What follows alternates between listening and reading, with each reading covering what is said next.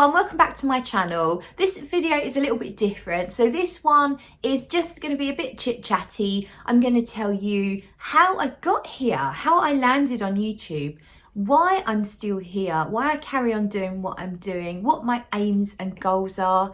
And I'm also going to briefly touch on trolls and how I deal with those as well. So if you're interested in all of that, stay tuned. If you're not, scroll on by, or you could troll me if you like. It's up to you. It's a free world. So let's start then at the beginning. How did I get here? So what happened was I entered a competition. I say I entered a competition. Boots.com is an online drugstore and pharmacy. They have high street stores and they have an online presence. If you're in the UK, you know who Boots are. They are very well known, well established. And I really loved their website, and I used to buy a lot of stuff. I used to buy a lot of things when they had the sales on. And I used to go on the website a lot looking at makeup and beauty stuff. And they had a thing on their website that said for every review you left of their products, you were entered into a competition to win a holiday, and it was a really nice tropical holiday. So I thought, well, I really enjoy writing reviews. I love using so many different products. I've already got a house full of products that I've bought from Boots, so why not review everything and try and win a holiday? So that's what I did. I sent in loads and loads of product reviews, honest and thought out reviews. I didn't just chuck a few words down. I actually did proper written reviews for everything that I could think of that I owned or I'd previously tried. And eventually Boots got in touch with me and told me that I haven't won a holiday, but that they would like me to be a panel tester. So would I accept free items and have to write a review on their website? So of course I bit the hand off. And the first thing they sent me was a mini toothpaste, like a small toothpaste. And I thought, oh, okay, this isn't that fun. But I did my review, and then they sent me, I think it was a deodorant. So basically they sent me some very low value items to start with, but I did what I was required to do, did the review. And then they started sending me much nicer things. So they sent me perfume. They sent me Gucci Premiere, I think it was called, the gold bottle. And I did review that. And they sent me quite a few things over the years. But what happened was, in that pretty much the first year this was happening, they got in touch and said, we would like people to review our new number 7 skincare line. There was some new products, but the only stipulation is that you had to review it via video, not just a written review. So I thought, well, I don't know if I can do that. A, I didn't have a video recorder. This was before phones were equipped with such things. And B, I'm not really sure how I would do that.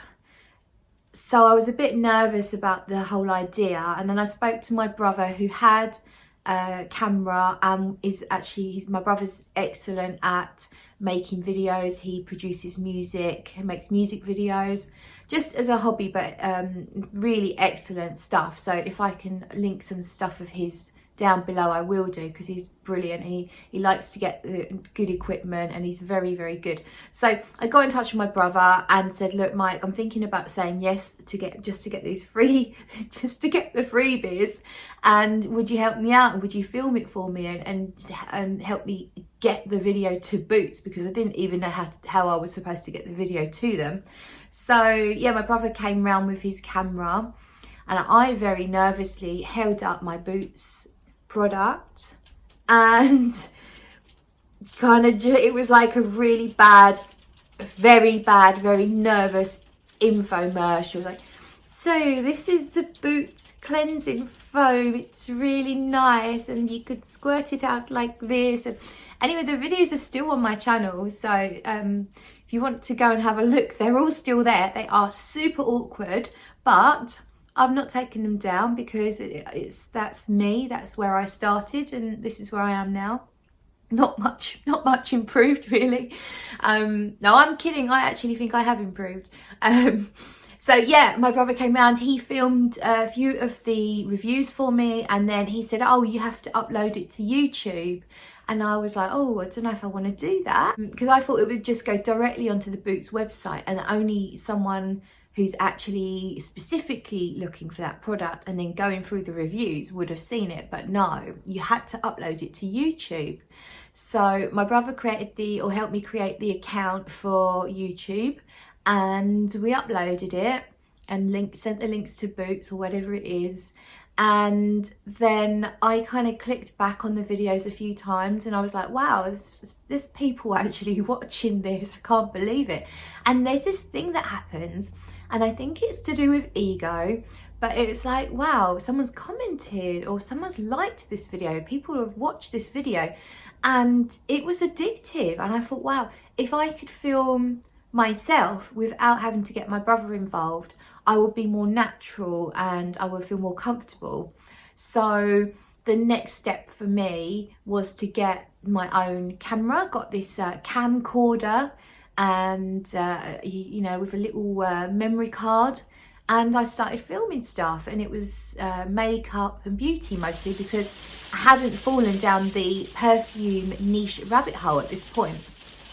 So I only owned maybe 3 perfumes, and I didn't really know how to describe perfume anyway. If you see my earliest perfume review, which I think was the Gucci one that Boots sent me, I didn't describe it very well because I didn't understand how to describe it. I've learned a lot more. I've learned to smell better, and I've learned to explain a bit better. There's a lot of improvement still to be made, but I feel like I've come a long way in that respect. But yeah, so one of my first few perfume reviews were not as me as a fraghead, but simply me as someone who loves beauty, makeup and perfume as a whole. So they're kind of, yeah, not the best in terms of descriptives for how the scent smells. I examine fragrances in a lot more detail than I ever did when I just wore a few. Now I examine them at every stage, every change, every twist, every turn.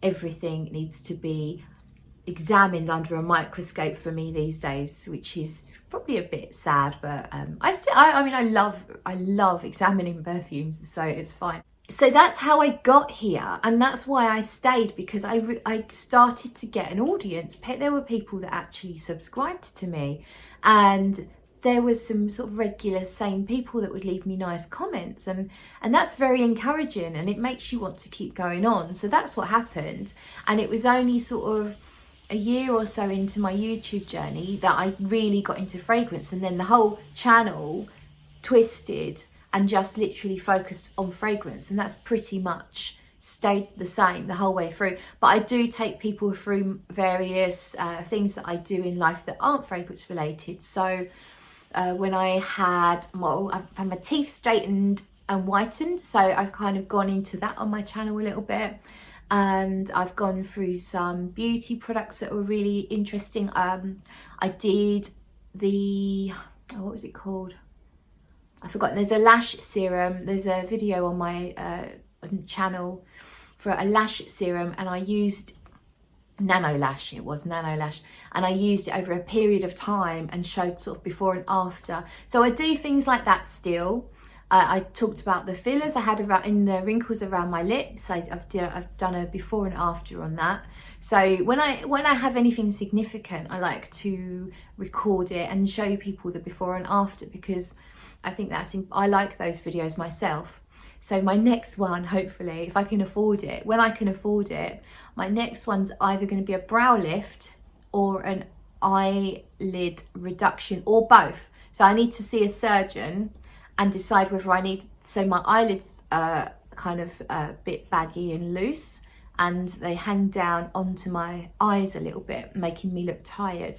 A brow lift would potentially correct it, but maybe I need an eyelid reduction at the same time. I'm not sure, but when I do that, when I've saved up enough money to do that, then I will be taking everyone on that journey with me as well. So you'll get to see me looking all beaten up after the operation. You'll see the befores and you'll see the healed results, and hopefully that will help a few people make a decision about whether it's something they want to do, if hopefully it turns out okay. But that's not going to be for quite a while. I'm saving my pennies at the moment. But that's why I kind of continue. And what I'm really loving at the moment on my channel is I'm doing a lot of live streams, and I feel like I'm coming into my own with that. I really love the regular crowd that come to sort of chat, and it's very inclusive. I feel like it's not about me, it's about everyone that joins in the chat, and we just have a really nice time. I try to make I always keep it fragrance. I make it themed. I like to bring, whether it be my favorite rose fragrances or my favorite whatever. We did Boss Bitch, my favorite boss, or not my favorite, but Boss Bitch fragrances. It was a really fun chat that we did the other day. That's it's on my channel. It's quite long, it's about 80 minutes, and it ended abruptly with me buffering, because I'm a buffering bitch. But you'd have to watch the video and read the comments as they go along, because it was a really fun stream. So live streams are really doing it for me. I love the people that get involved in them, and I just enjoy that social interaction. It's like I'm having a little party in my room, but not having to do the cleanup operation afterwards. So it's fantastic. So that's what I'm loving. My aim with my channel, yeah, of course I want to grow, because why would you do anything if you don't want to improve and see it grow? But I'm not this mega ambitious YouTuber. If I was, then my channel would be a lot more commercial. You'd be seeing a lot more designer fragrances, a lot more masculine orientated videos, and clickbait, and amazing thumbnails, and a regular uploading, and all sorts of other things that you really should do if you want to be sort of more professional and have more followers and subscribers. But I do want to grow, but I just want it to be organic and natural, and I want people to appreciate my authenticity and my bloody mindedness of doing it my way, and accepting that I'm probably always going to be quite small, but my audience are very loyal and lovely, and that is more important to me than having 20,000 views on every video, although the AdSense on that would be rather nice and would get me towards my operation a little bit quicker. And no, I will not be trying to crowdfund my IOP or asking for money via any means. I won't be looking to do anything like Patreon, because I feel that that would be too much pressure for me. Once people are paying for content, then you really have to upload, and you have to upload quality, and you have to upload regularly, and I think that would take the pleasure out of it for me. So no, that's not in my plans at all. But yeah, that's why I do it. I think also I see YouTube as a platform to maybe help me get on in some way in the fragrance world, the fragrance business world. I don't particularly want a job in fragrance, but I wouldn't mind making money in some way, whether it be some kind of self-employed thing, or yeah, I don't really know. But yes, I just feel like my YouTube gives me that little bit of a platform into the world of fragrance, and also it's a really brilliant way of meeting new people. I've met so many fantastic people because of the channel, because of the fragrance community, and when you get involved in any community, social interactions, they happen, and it's fun, and I love that side of things. For me, that's the biggest bonus of everything, is the people that I've met and the people that I'm going to meet. So that's why I love it, that's why I keep on doing it. Now let's talk about trolls. So I've done a video in the past on trolls, and sort of explained the psychology of a troll, how basically what they put out is a reflection of what they see in themselves, and that's why you should only ever pity a troll, even if their comment is really depraved. It just means that they are in a very bad place. That's why people sort of call them basement trolls. is that idea that they're probably living in their parents' basement, overgrown child, not got much going on, probably just plays computer games all day, wanking or whatever. But I mean, in truth, you really should pity the trolls. I thought I'd share a couple of troll comments with you that I've had recently. So my cat, who I think is lovely, and many of you do too, she's been trolled. So someone commented on, oh, it was the live stream I did, the Boss Bitch live stream. Someone, because my cat jumped in and got on camera, I think. Someone commented, "Your cat is so ugly." Can you believe that? Poor little sweetie got trolled. And I've actually just got trolled in the comments on someone else's video. I'd written a comment on a video and just said something nice, like, "Oh, this video, it was a funny video." So I said, "This video is hilarious, really enjoyed it." And someone else has come along and replied to my comment and said, "Oh, Smurfy girlie, you swoon over everything with a pulse." So what? So I'm getting trolled in other people's videos or comments, which is, I think, really funny. I have to admit, I did reply to both of those, and you're not supposed to feed the trolls, and I honestly usually do not feed the trolls. However, this guy, I mean, it's not exactly a serious nasty comment, it's just saying I swoon over anything with a pulse. So I just replied, "Takes one to know one, swoony tunes," which I thought was kind of childish and funny. And then to the one about my cat being ugly, I just said someone needs to go to Specsavers, because clearly his vision is impaired, because in my eyes, Sweetie is the most beautiful thing that was ever made. So further to all of that then, where am I going with my channel? Well, basically, we're going to keep going on in a similar vein as to how it's been going. Lots of live streams, probably, it depends when I can fit them in, but I would say for the most part, you're going to see 2, maybe even 3 live streams a week if it's my time off. I like live streaming from abroad, so I did some live streams when I was in Madeira from very picturesque spots. So whenever I go somewhere beautiful, I may well just go live just to show and share the beauty of wherever I am. I might go for a walk in a bit because the sun's come out, and maybe I'll do a live from there, who knows. But yeah, so there'll be plenty of lives. I might try and just get a little bit more professional. So maybe I should learn how to make a decent thumbnail and maybe do a little bit more clickbait kind of thing, but not to the point that if it's not going to interest me, then I'm not going to put it out. So don't worry, I'm not going to suddenly come at you with a load of top 10 men's lists. But there probably will be a few just to try and grow my channel a little bit, grow the numbers, just because everyone wants to see that if you're putting in hard work, or, you know, some work, then you want to see something, you want to see some growth, you know. So that's that really. I hope you don't mind this self-indulgent type video. I promise not to do one like this for a little while. And I will see you all in the next video. Oh, like, subscribe and all that stuff. It doesn't work, does it? It just doesn't suit me.